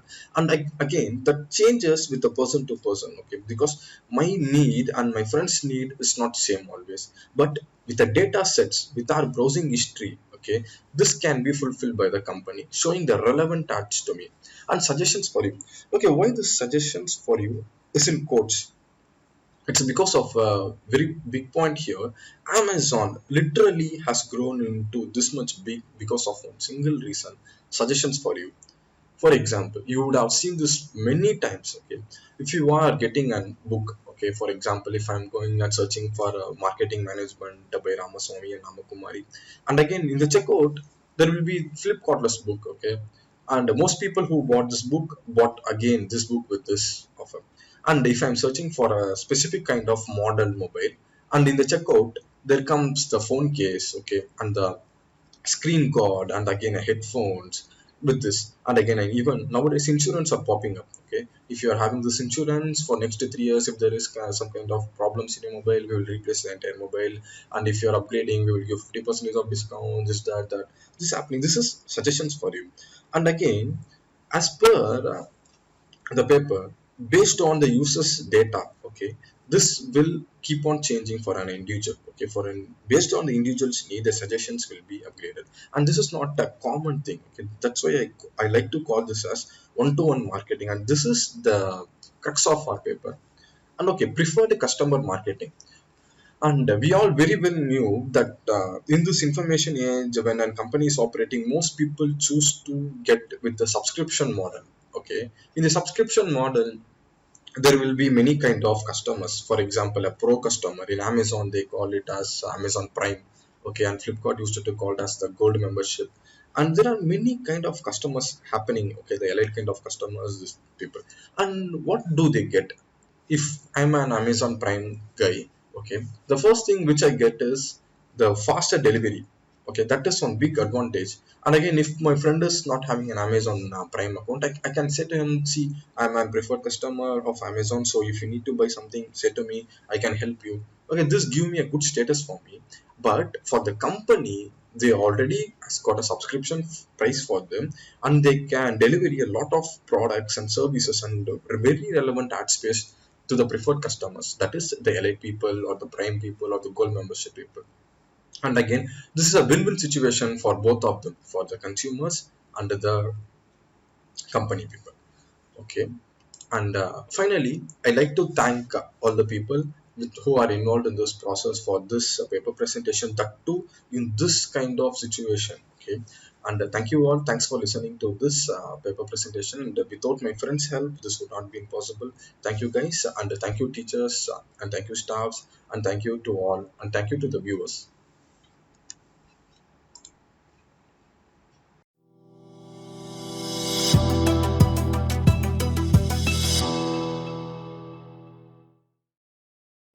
Thank you, Naveen. Next, we have Shankar to present on the topic A Study on the Cashless Transactions in the Indian Economy. Good afternoon, my dear friends, faculty members, and various delegates of this International Conference 2020. My name is B. Shankar Narayan of first year MBA of DG Vaishnava College. Today, in this international conference, it's my pride and pleasure to present a topic on cashless transaction in the Indian economy. A study on cashless transaction in the Indian economy. Definition of cashless transaction. The cashless economy is the one where all the transactions are done in digital manner, lead to create the evidence of each and every financial transaction taken place whichever part of the country. The cashless transaction is the one of the main things which lead to the growth of the cashless economy. Objective of study. Detailed analysis about importance of cashless economy and its forecast. To determine the major benefits of cashless transaction in the financial systems. To find the impact of the cashless transactions in the country's growth and development. Benefits of cashless economy. Evidence of transactions. As there is a huge evidence for each and every financial transaction in the digital footprint manner. The cashless economy makes the country's tax evader to be difficult for the tax evasion in the economy. Once the cashless economy is being achieved in our country, it leads to corrupt free as the transactions are being traced and are visible and are transparent. Increase in growth of IT sectors.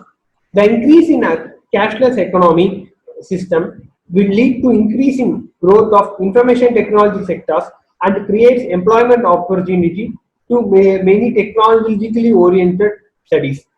Third, increase the profitability of banking companies. As there is in reduction of cash transaction in the economy, it will lead to increase in greater liquidity for the various bankers in the country, thus extended credit growth in the economy. The digitalization in the economy will lead to reduce the cost of transaction for the various banking companies, yet it increases the profitability of banking companies. Reduction in anti-social activity. The digitalization of cashless economy will lead to reduction in the anti-social activity like theft, robbery, etc. As there is more safety and securities for the financial transaction in the country. Fifth, increase reliability and transparency in each and every business sectors. The impact of cashless transaction to withdraw of high value currency notes to curb unaccounted cash will be difficult for various business institutions that accept donation for various purposes. Thus, it creates the reliability and transparency in education sectors. Economic growth in the country. Cashless economy will lead to growth of various development of digital payment system. Thus, it increases the efficiency in the country. The impact of cashless transaction lead to make the business legally strong and credible to the various stakeholders in the society. Challenges of cashless economy. Access to technology by illiterate citizens. The India's major strength depends on the rural population of the country. So till now, there is a huge gap between access to technology by the rural people. They cannot be able to afford and acquire the technology very easily comparing to the urban people. Second, high dependency on the network and the technology. Currently, even in big cities. Internet transaction cannot be able to be fulfilled all the time due to various poor network on internet facilities. Citizens are always dependent on the third party such as government, bankers, payment interface, etc., which lead to extreme uncertainty as their independency is being let out. Third, risk is related to various cyber frauds and malpractices. Currently, the digital transactions are very risky as compared to cash transactions because people not having full knowledge of digital payment lead to cyber frauds and losing their hard-earned money by the way of hacking of bank accounts.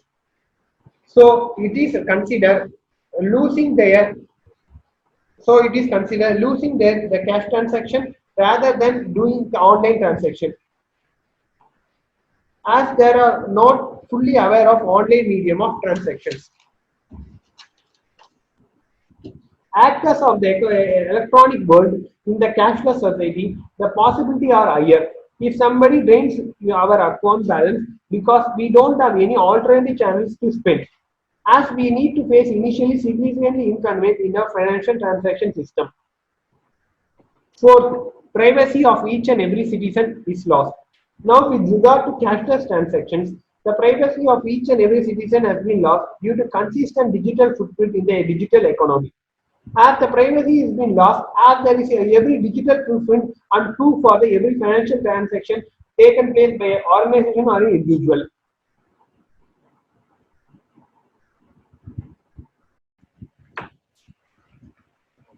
Conclusion. As the objective of study is to analyze the various importance, challenges and modes of payment system in the country's economy. Most of the major developed countries in the world are fastly moving into the cashless economy.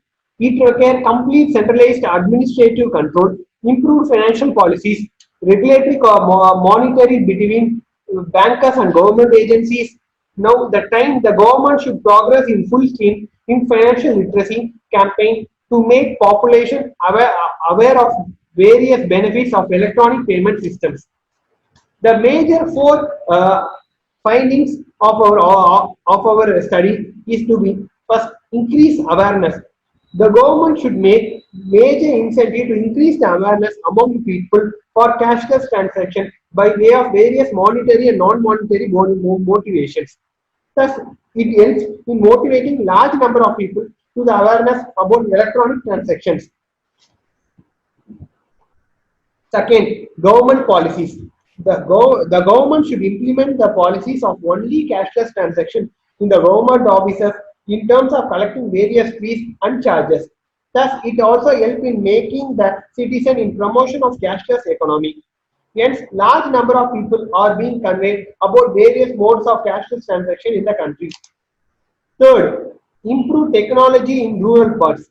The country's technologies development is being far good comparing to olden days, as there is lot of improvement in technology development of our country. But we need still to attract and approach large number of rural population to be the technologically binding with the current scenario. Regulatory supports. The sectoral regulator, RBI and government should support the various banking companies in order to make the banking channel as technologically upgraded with the world level technology. It will emphasize the large number of citizens to make the ease of doing financial transaction in the country. Hence, the regulatory supports play a vital role in enabling to reach the common man as easy possible by the banking companies. Thank you.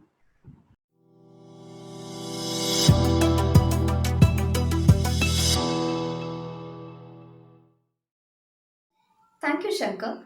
Now, I would like to call upon Usha to present on the study on the psychological impact of Indian people in tune with COVID-19.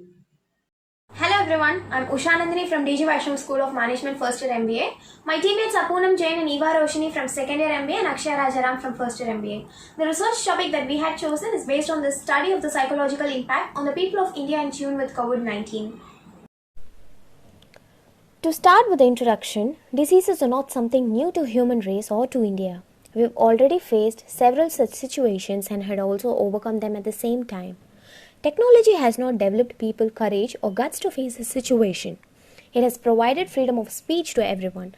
The same is happening in today's world about COVID-19. The COVID-19 is a highly infectious disease with a long incubation period. The number of COVID-19 patients have been tremendously and drastically increasing due to the hundreds and millions of people traveling around. The severity of COVID-19 had been underestimated until the National Health Commission classified it as a B-type infectious disease officially and took actions to fight against this disease on 20 January 2020. Ever since then, epidemic prevention was comprehensively upgraded and marked the real beginning of universal concern indicating widespread impacts.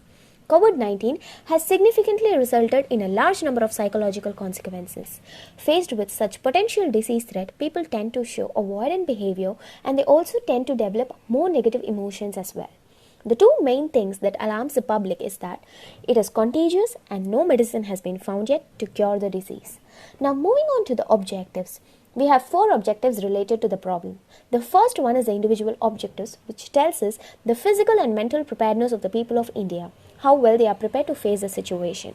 Next is the government objectives, which tells us the measures the government of India is taking by imposing strict rules in order to protect the people of the country. Next is the functional objectives, which the organizations are adopting for the welfare of the employees and the betterment of the nation. Then comes the social objectives, which tells us the ethical and social responsibilities of the people and the organizations to face the challenges and contribute to the needs of the society. Now, moving on to the need for the study. The need for the study arises due to the following reasons. The first one is to match the actual reality without any confusing information from the social media. The information that is being spread among the people recently is not from the reliable source, and this creates unnecessary panic among the people and affect their normal mental health. Then the organizational viability and the transformation process. It means how well the organizations are able to work successfully by transforming themselves considering the pandemic situation, and how the technological advances have created an impact on such situations and on the people. Even Swiggy and there are so many other apps which has started to deliver the day-to-day essentials with no contact delivery to the people. Next is the situational complexity. How complex is the current situation, how much it had affected the normal life of the people and the businesses across India and also globally.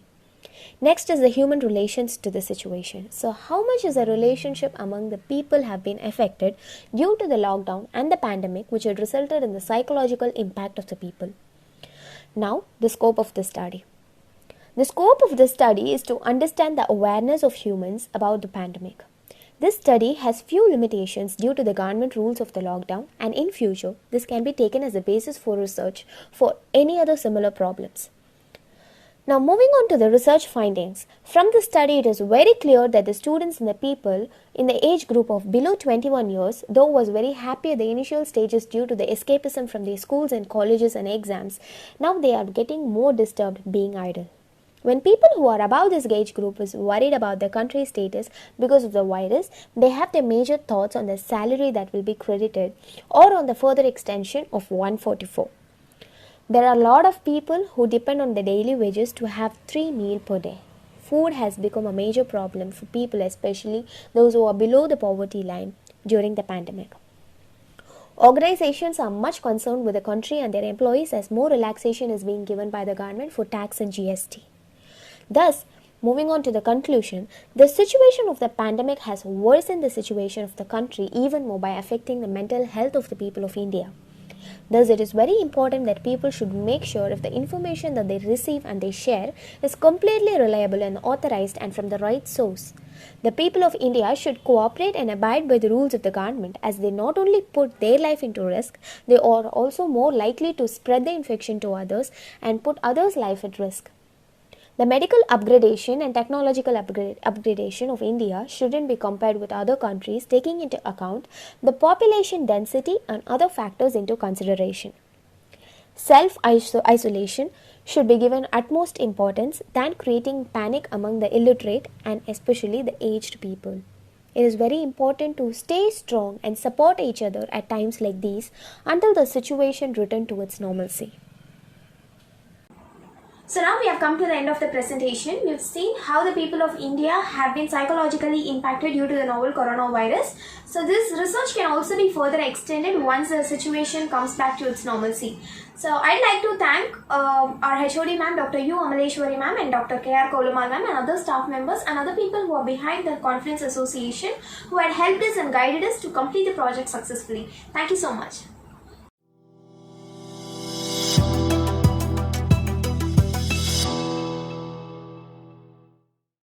No one who achieves success does so without the help of others. The wise and the confident acknowledges this help with gratitude. I call Aarti, Confluence head, to deliver the vote of thanks. Gratitude is the happiest of all human emotions. The more you express gratitude of what you have, the more likely you will. I, on behalf of School of Management, D.G. Vaishnav College, like to extend a hearty vote of thanks for all the participants for sharing their thoughts and opinions today.